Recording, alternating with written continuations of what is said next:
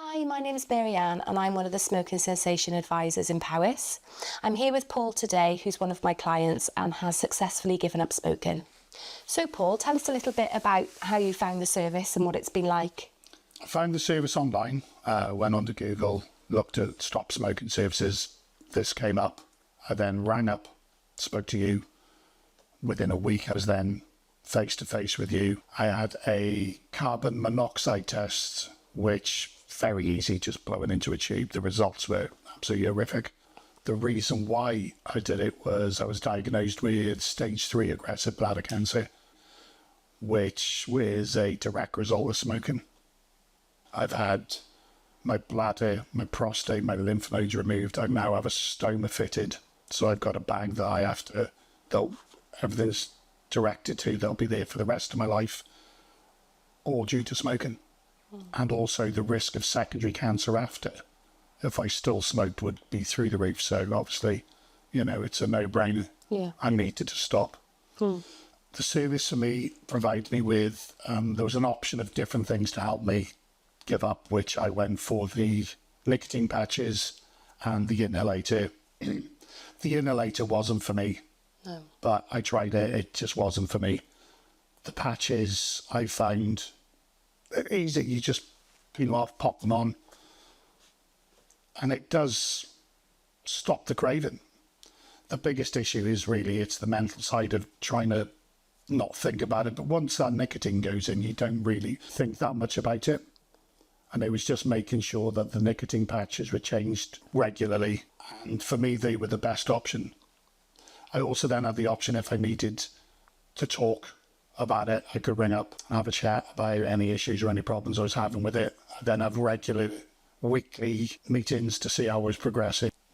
So how do you feel now that you've given up? Have you noticed any sort of health benefits, any changes to things? Biggest ones for me, sense of smell and taste. Completely different to when I smoked. I mean, I don't suppose anybody realises just how much it affects those. Breathing is better, a lot better than it was.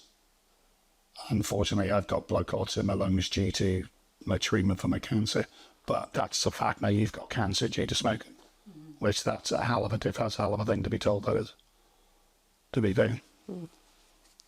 But again, it's that thing as well. I think it's with everybody. I think it's with anything like that is, oh, it never happened to me. And I think that works with a lot of things. It's like, oh, it never happened to me. It'll be fine. I've known people who smoke for 80 years and blah, blah, blah. Lucky them. But it doesn't work like that for everybody.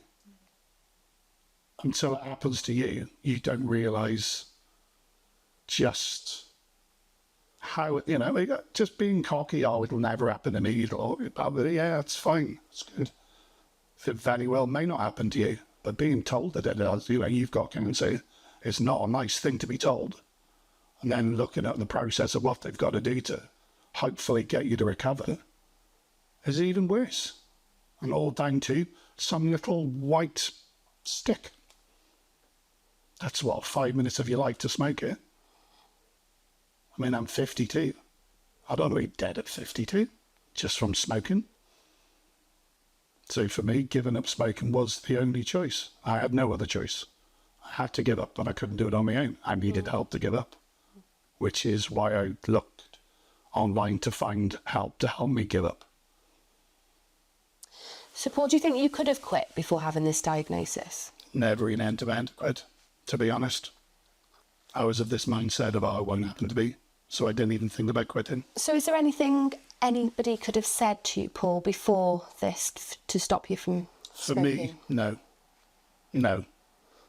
Too stubborn. No, look at it logically. You don't look at the logical answers and go, well, the reason they don't want me to do it is because they don't want me to die. You don't look at that.